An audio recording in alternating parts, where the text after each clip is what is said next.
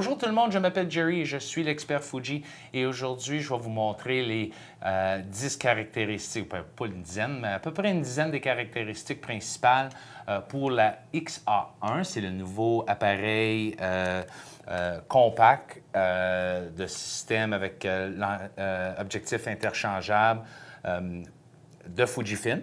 Donc, on vous encourage certainement de visionner ces vidéos. Et si vous avez des questions à la fin, vous pouvez toujours les poster dans les commentaires ci-dessous. Merci! Donc, avec le nouveau boîtier, une des grandes différences avec la XM1 comparée à la XE1 ou la X Pro 1, c'est l'écran.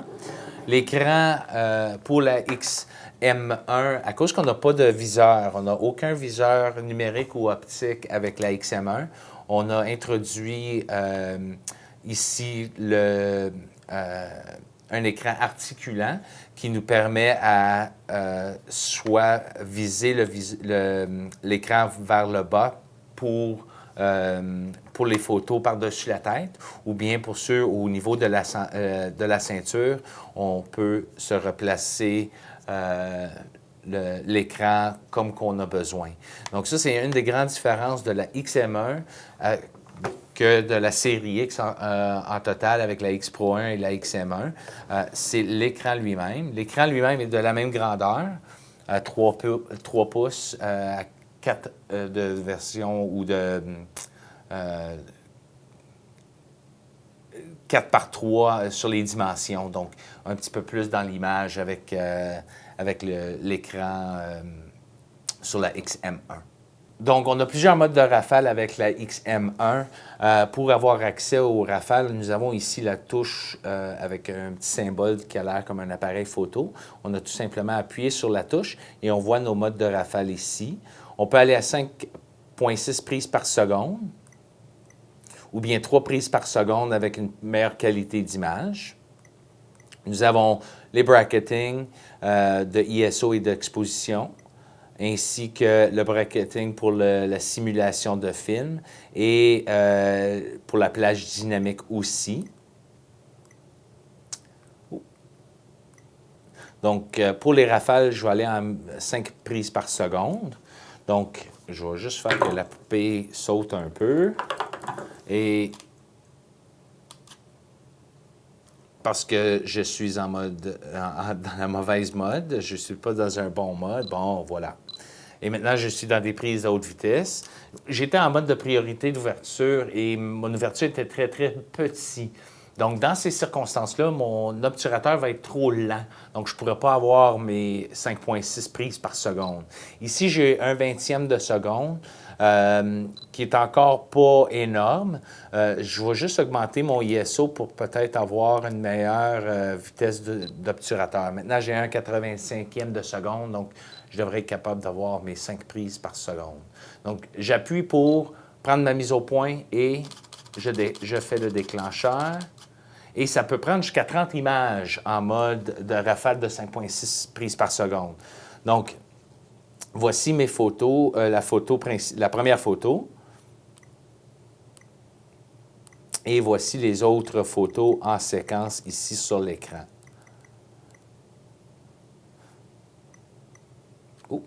Et pour faciliter le visionnement des photos, on peut changer ici d'une photo à l'autre avec la molette principale en haut ici.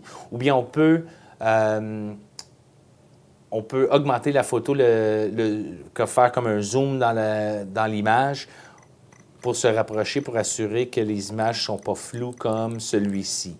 Lui est flou, donc j'aimerais mieux pas l'avoir. Je peux aussi comparer à la prochaine, à la même position, tout simplement en roulant la molette de contrôle d'une photo à l'autre. Donc ça, c'est les rafales à 5,6 prises par seconde. Nous avons aussi à 3 prises par seconde avec une meilleure qualité de photo, mais un peu plus lent. Et encore jusqu'à 30 prises qu'on peut prendre à 3 prises par seconde. Donc, encore une fois, le visionnement de photos. Voici les photos. Et je peux juste retourner ici. Et si je veux faire un zoom sur l'image encore une fois, même chose, la molette secondaire ici au dos. Donc, la XM1 a du vidéo en HD. Maintenant, je suis en recognition de scène, mais peu importe, quand vous êtes peu importe le mode que vous êtes, vous pouvez appuyer sur la touche de vidéo pour commencer à enregistrer. Maintenant, j'ai placé l'appareil en mode de mise au point manuel pour le vidéo. Et ça, c'est dans les configurations. Donc ici, on voit nos distances. Et si je me rapproche un peu, et voilà. Je vais faire un petit zoom, me rapprocher un peu sur le visage. Et maintenant, je suis à ma distance et ma profondeur de champ s'aligne aussi avec le blanc autour de la ligne rouge. Donc ça, c'est bon quand on fait une vidéo et on ne veut pas que si quelqu'un marche en avant de l'objectif, la mise au point ne va pas se replacer et chercher. Il va toujours garder la même distance. Donc, en mode manuel, on peut changer, ou en mode vidéo, on peut changer la mise au point en mode manuel. Donc, je vais juste terminer la vidéo. Et dans le menu ici, en configuration de vidéo, la 4e page, on a ici les modes de vidéo et on voit qu'on a 1080 à 30 prises par seconde ou bien 720 à 30 prises par seconde. Donc, si on a besoin d'un petit peu plus long de vidéo, la 720 est encore une très bonne qualité de vidéo. Et on a ici notre mise au point automatique. Et si je me mets soit en centre ou en continu, là, en continu, l'appareil va faire sa mise au point. Si le sujet bouge, l'appareil va se replacer sur sa mise au point. Et le centre, ça veut dire qu'au centre de la photo, donc même si le sujet bouge, sa mise au point va se replacer dépendant de la focale, mais ça va être toujours au centre au lieu que ce soit en continu et suit le sujet. Donc, j'ai ici la XM1 et la XE1, juste pour vous démontrer un peu la différence entre le flash intelligent, le nouveau système de flash pour la XM1 contre la XE1, juste la différence. Pas que la XE1 c'est un flash mauvais, mais on l'a amélioré encore plus avec la XM1. Donc, l'idée avec la XM1, c'est que le flash prend 3 flashs en séquence. Ça va être très, très rapide. Et la qualité de l'exposition du flash sera un peu améliorée parce que maintenant, l'appareil va prendre 2 métrages sur le flash. Le métrage initial du flash pour la scène au complet, ainsi que le reflet du flash aussi, et ainsi que le 3e flash pour faire l'exposition lui-même. Avec la XE1, il y a seulement 2 flashs, donc le pré-flash ainsi que le flash pour prendre la photo, de l'exposition de la photo lui-même. Donc, ce que vous allez voir, c'est qu'il va y avoir une différence sur l'exposition du flash. Comme qu'on peut voir ici, les tons sont un petit peu plus égaux sur le visage de la poupée. Et on voit ici qu'il est un petit peu plus clair sur le visage de la poupée. Donc, le flash pour la XM1 est un petit peu plus intelligent. Il peut savoir la distance et savoir le montant de flash nécessaire même avec des reflets dans la photo. Donc, avec l'appareil, nous pouvons faire le transfert sans fil. Donc, je vais juste m'accoter mon téléphone ici un peu parce que je vais faire une petite démonstration. J'ai ici une photo, je suis en mode de visionnement de photo. Et maintenant, je vais faire le transfert sans fil de l'appareil à mon téléphone. Maintenant, l'application est disponible déjà sur iTunes, c'est gratuit. Ça nous permet non seulement à faire le transfert d'images et de vidéos, mais aussi de visionner les photos sur l'appareil. Sur votre téléphone tel quel. Donc, j'appuie sur la touche ici FN qui dit Wi-Fi et je veux voir et transférer les images. Donc, ça peut être soit sur une tablette ou le téléphone. que ce soit Android ou bien iOS. Donc, je fais la recherche, je choisis que je veux rechercher et visionner et je pèse la connexion. Et maintenant, la recherche est en cours. Je vois ici toutes les photos assez rapidement sur mon téléphone. Et maintenant, le transfert d'image, je l'ai mis pour que ça réduise l'image à 3 mégapixels, idéal pour partager en ligne, etc. Donc maintenant, j'ai accès à toutes les photos qui sont sur la carte mémoire.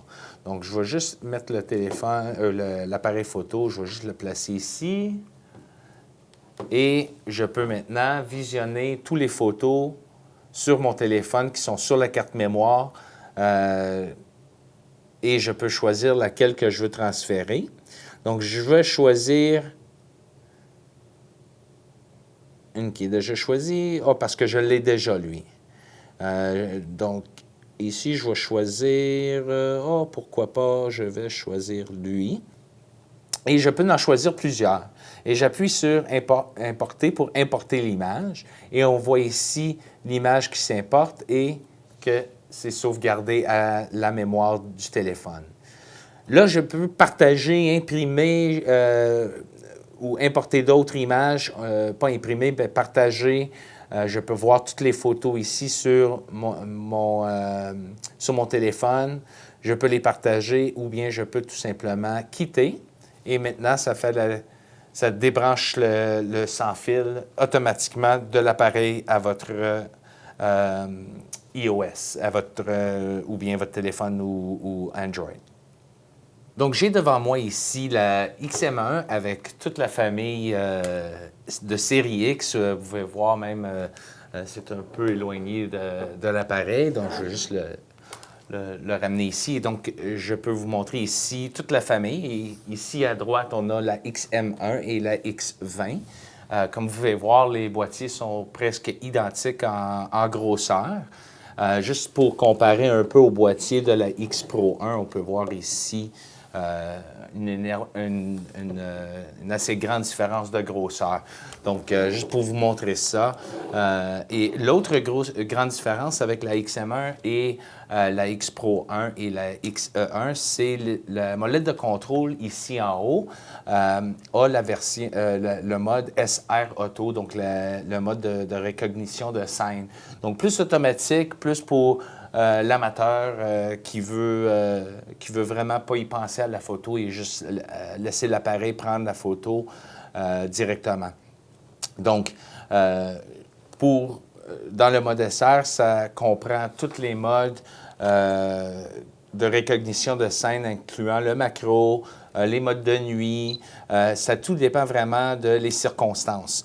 Donc, si en allumant l'appareil, souvent on voit les symboles, ça ne me le montre pas tous les symboles, mais ça choisit en combinaison de plus de 30 différents modes ou scènes que vous pouvez choisir. Donc, soit en mode portrait, comme ici avec un visage dans la photo, on peut voir ici que l'appareil reconnaît déjà la scène qui a un visage dans la photo.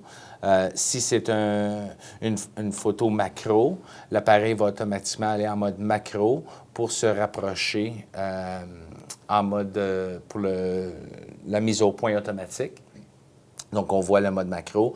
Si on est en mode de soir ou etc., où est-ce que il y avait, disons, besoin d'une ouverture plus grande, ou etc., l'appareil va être capable de déterminer déjà c'est quoi les circonstances et prendre la photo automatiquement. Donc, ici, en mode macro, on peut voir que l'appareil, sans même le mettre en mode macro, que l'appareil était en mode, dans le mode macro.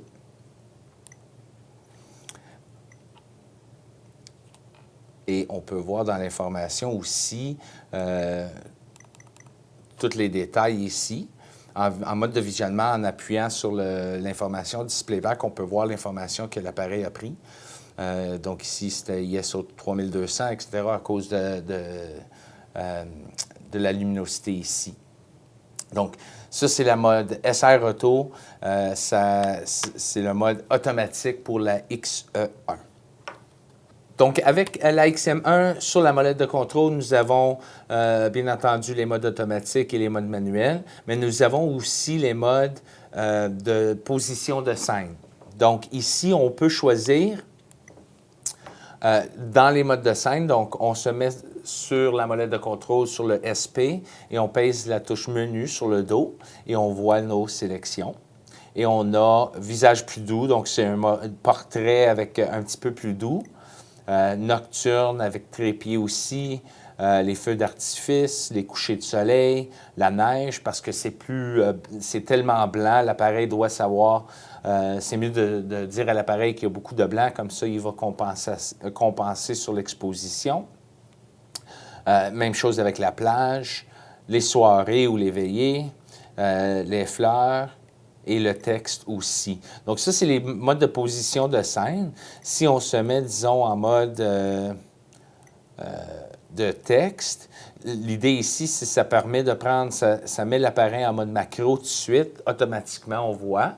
Et quand on a du texte, je vais prendre le manuel du propriétaire de la XF1 comme exemple, et on se met...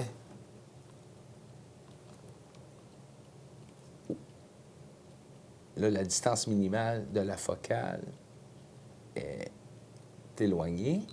Et voilà. Et donc, maintenant, quand on prend une photo de texte, on voit que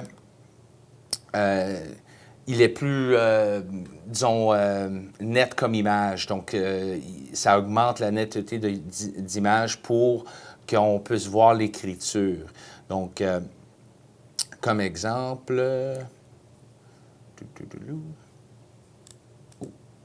Et voilà. Quand on pèse la roulette en mode de visionnement de photo, on peut faire se rapprocher de l'image.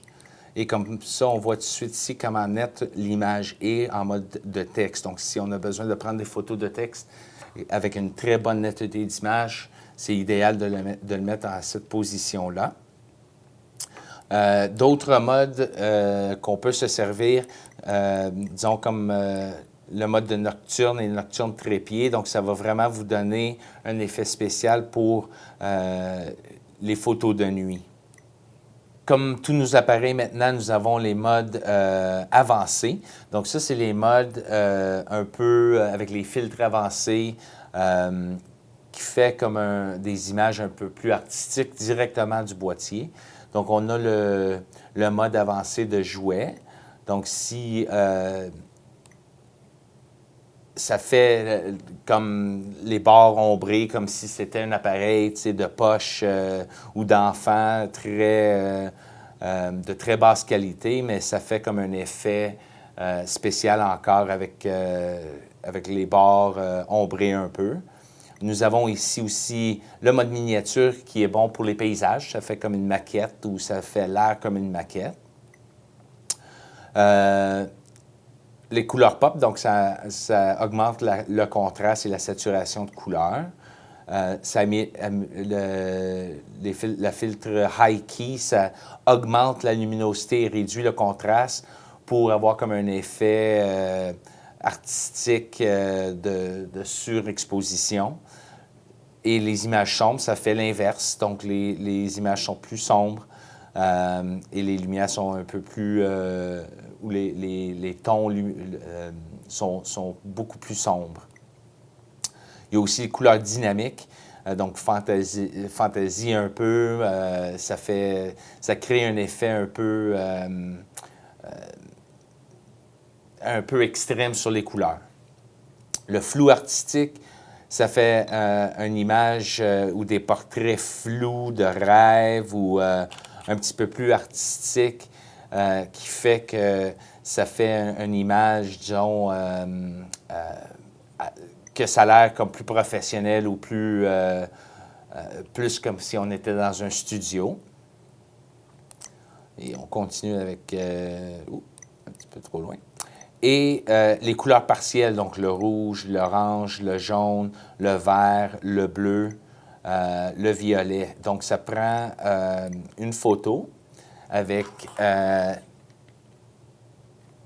tout noir et blanc, sauf la couleur choisie. Donc ici, dans ce cas ici, j'ai choisi la couleur verte. Donc, j'ai une plume ici qui est vert. Et je prends la photo. Et là, on peut voir ici que la photo est en noir et blanc, sauf la plume ici qui est vert. Donc, ça, c'est les filtres avancés. Mais il y a aussi, dans le mode avancé, il y a aussi l'exposition multiple aussi comme choix. Et ça va être une autre petite démonstration aussi. Comme la XE1 et la X Pro 1, on a les modes manuels disponibles avec la XM1. Donc, sur la molette de contrôle, on a la section SR Auto, donc la recognition de scène, et le P, programme automatique, vitesse d'obturateur, l'ouverture ainsi que manuel complètement. Donc, je vais vous montrer comment choisir les différents ouvertures et les différentes vitesses d'obturateur, parce qu'avec ce modèle ici, nous n'avons pas les contrôles sur le boîtier lui-même. Donc, on n'a pas l'ouverture sur le boîtier et sur l'objectif, c'est-à-dire, ainsi que la molette de contrôle, lui, n'a pas les vitesses déjà comme la X Pro 1. Ici, nous avons les vitesses directement sur la molette de contrôle en haut ici. Donc, premièrement, on va aller en mode, disons, manuel pour commencer. Et on voit ici, sur le fond de l'écran, on a nos ouvertures et notre vitesse d'obturateur. Donc, pour changer l'ouverture ici, on voit qu'il est de la couleur bleue et on voit que c'est comme une demi-lune en haut. Et celui représente la molette de contrôle de derrière. Sur le côté de vitesse d'obturateur, on voit que c'est une roue plus comme la molette de contrôle ici. Donc, celui-ci va contrôler la vitesse d'obturateur et lui va contrôler l'ouverture. Et donc, on a juste à faire la rotation et on voit tout de suite les ouvertures de la lentille. Et si on fait la rotation avec cette molette de contrôle ici, on peut voir les vitesses d'obturateur qui changent ici. Quand on est en mode, disons, en priorité d'ouverture ou de priorité d'obturateur, ça change un peu. Ici, on voit que l'ouverture ici est encore contrôlée avec la molette du dos. Mais aussi, on voit ici qu'il y a la compensation d'exposition ici. Donc, pour ajuster la compensation d'exposition, on tourne la roulette ici pour changer la valeur. Et ici, on voit tout de suite à l'écran quand il est plus brillant ou plus clair et plus foncé à cause on a changé la compensation. Donc, en mode de priorité d'ouverture, on voit ici nos ouvertures. Quand on est en mode de priorité d'obturateur, maintenant, ça change un peu. On voit ici les vitesses de l'obturateur, mais encore une fois, on se sert maintenant de cette molette ici pour contrôler les vitesses. Et encore, on a la compensation d'exposition ici à côté qui est contrôlée avec cette molette ici. Donc, ça, c'est les modes de priorité d'ouverture d'obturateur et de manuel. Quand on est en mode de programme automatique, là, à ce moment-là, on peut changer tout simplement la compensation. Donc, le boîtier va faire le métrage et on va voir que selon le métrage, là, on peut changer la compensation d'exposition selon le besoin. Donc, dans le XM1, dans le mode avancé, nous avons ici aussi accès aux expositions multiples ainsi que les filtres avancés. Mais pour prendre des photos avec une double exposition, disons, j'ai ici devant moi une poupée et la X20 comme sujet. Et l'idée ici, c'est que je vais faire l'impression que j'ai deux poupées dans une photo, mais vraiment, j'en ai un qu'un. J'en ai seulement une poupée ici devant moi. Donc, je prends la première photo. Je me suis servi d'un trépied ici pour m'assurer que je ne bouge pas l'appareil. Et même, ce serait une bonne idée de peut-être se servir du retardateur. Comme ça, je ne bouge pas l'appareil du tout et il ne branle pas. Donc, je vais prendre le retardateur de 2 secondes. Et comme ça, une fois que je pèse le déclencheur, je vais avoir 2 secondes pour stabiliser l'appareil. Et voilà. Et maintenant, je prends la deuxième photo. Donc, je pèse OK pour prendre ma prochaine photo. Et maintenant, je vois ici en relief ma deuxième poupée. Et maintenant, je prends ma deuxième photo. Et maintenant, je vais en visionnement et on peut voir ici 2 poupées dans la même photo avec le sujet derrière qui n'a pas changé du tout. Donc ça, c'est comment on peut prendre des expositions doubles ou multiples expositions avec la XM1. Il y a plusieurs modes de rafale avec la XM1 ici. C'est la touche des rafales, donc on appuie sur la touche. Et on peut voir ici le bracketing d'exposition, le bracketing de ISO et le bracketing de simulation de film, ainsi que le bracketing de plage dynamique. Donc, pour l'exemple, je vais prendre le bracketing d'exposition et on peut choisir ici combien de stops d'exposition qu'on peut choisir. Donc, je vais prendre un stop au complet. Comme ça va être un petit peu plus... ça va démontrer l'exposition un petit peu plus. Donc, ici en haut, on voit le symbole pour les rafales et le bracketing. Et on prend son métrage. On prend 3 photos en séquence, une après l'autre. Et maintenant, on peut voir ici mes photos. Donc, ici, c'est un petit peu plus sombre. Plus clair et le métrage normal. Donc, on peut voir ici aussi l'exposition a été ajustée de plus 1.3 parce que j'étais déjà sur l'exposition normale plus 1.3.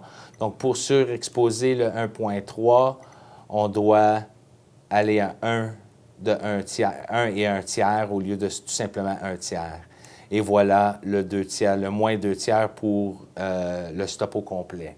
Donc, ça, c'est les modes en rafale pour le bracketing d'exposition ou bien ISO ou de simulation de film. Le principe est le même.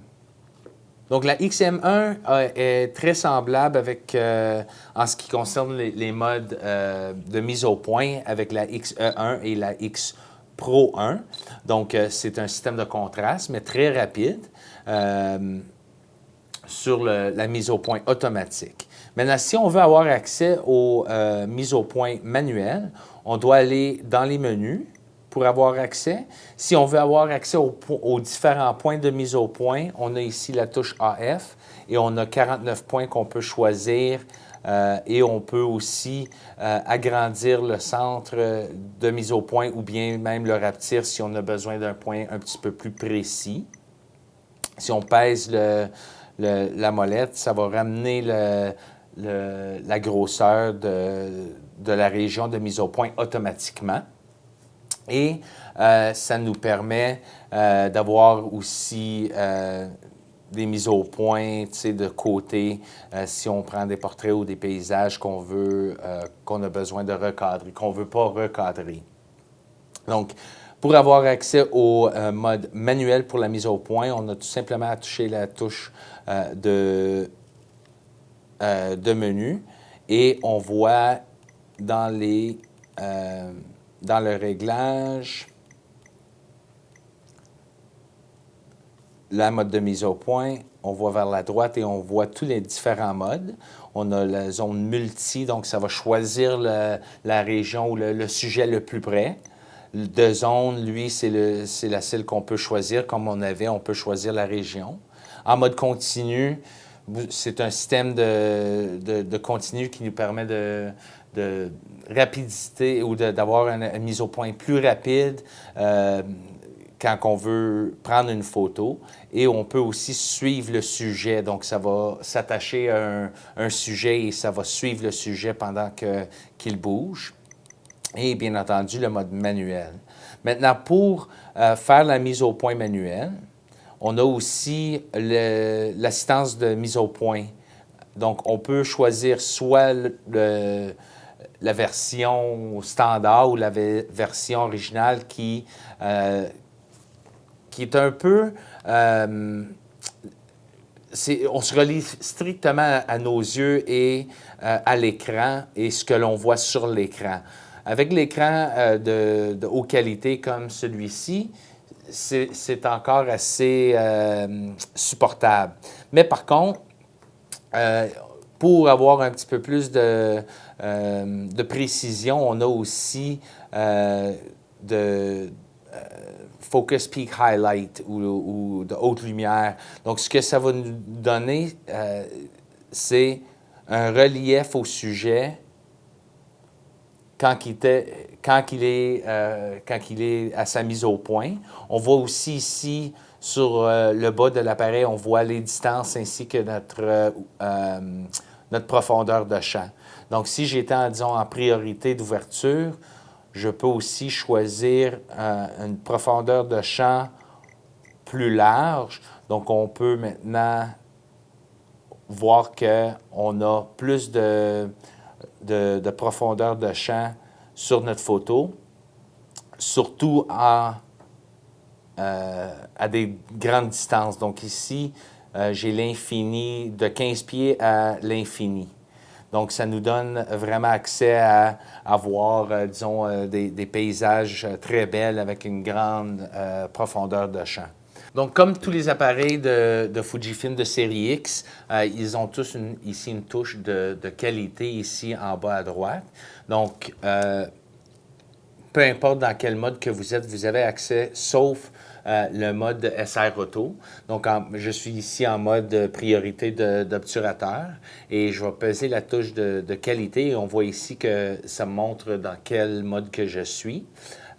Ici, j'ai toutes les options de qualité d'image, que ce soit la mise au point, le ISO, plage dynamique, réduction de bruit, taille d'image et qualité d'image, type de film ici. Donc, si on voulait changer, disons, une valeur, disons, le type de film, on a juste à faire la rotation de la molette de contrôle ici. Donc, ici, j'ai la Sepia, le noir et blanc, le Astia, la Velvia et la Provia comme type de film, donc les films de Fujifilm. Le détail pour netteté d'image ainsi que saturation de couleur, les tons sombres et les tons lumière. Le retardateur de 2 secondes ou de 10 secondes. Le stabilisateur, les modes de flash. Ici, on peut avoir soit le choix du synchro d'arrière ou télécommande. Donc, on peut se servir du flash comme télécommande sur un studio. Et aussi la luminosité du ACL ici. Comme vous pouvez voir, je l'ai augmenté à +5, mais vous pouvez aussi le réduire jusqu'à -5. Donc, ça dépend selon le besoin. En haut du boîtier, nous avons ici la touche FN. Encore une fois, tous les appareils Fuji ont cette touche FN. Et la touche FN, elle est programmable, mais elle fait au défaut pour les choix de ISO. Mais en le tenant, maintenant, on peut le programmer, que ce soit la prévision du profondeur de champ, le ISO, le retardateur, taille d'image, qualité d'image, plage dynamique. Donc, tous les choix qu'on avait accès dans la touche de qualité, on a accès ici sur la touche de fonction. On peut le préprogrammer. Mais on a un petit peu plus aussi. On a le photométrie ou bien le métrage de lumière, la mise au point instantanée, le auto-exposition et la mise au point, détection du sujet. Même, on peut activer la recherche d'infos sur lieu quand on est en mode en mode de transfert d'image. Quand on s'attache à notre téléphone, on peut avoir les infos du GPS du téléphone attaché à la photo, le mode vidéo ou bien le mode RAW. Donc, ça nous donne un petit peu plus de flexibilité avec la touche de fonction. Donc, ça, c'est les touches de qualité et de fonction sur la XM1. Pour le mettre en mode silencieux, c'est très, très facile. On doit tout simplement appuyer sur la touche Display Back et le tenir. Une fois qu'on l'a tenu, là, ça nous dit qu'on est en mode silencieux. On voit le symbole ici, aucun flash et aucun bruit sonore. Maintenant, quand je prends ma mise au point, on n'entend aucun bruit et le déclencheur est un petit peu moins bruyant aussi. Donc, ça nous aide un peu dans des circonstances plus intimes. Aussi, si on veut verrouiller la touche de menu, on peut peser et le tenir et maintenant, ça va serrer les fonctions. Donc, j'ai maintenant plus accès à mes touches, sauf le visionnement de photos, le vidéo, bien entendu, on n'a pas accès. La touche de qualité, on n'a pas accès. La touche de display, on l'a. Et la roulette, on ne l'a pas non plus. Donc, ça nous permet à s'assurer qu'on ne touche pas des touches accidentelles et on s'assure qu'on peut prendre nos photos quand on veut prendre nos photos au lieu de changer le mode par accident. Donc, merci d'avoir visionné les vidéos. On apprécie énormément votre support. On vous encourage certainement de vous abonner pour avoir plus d'informations sur les appareils Fujifilm, que ce soit sur les appareils de système ou bien tout simplement les appareils photo numériques. Donc, merci et assurez-vous de vous abonner. Merci.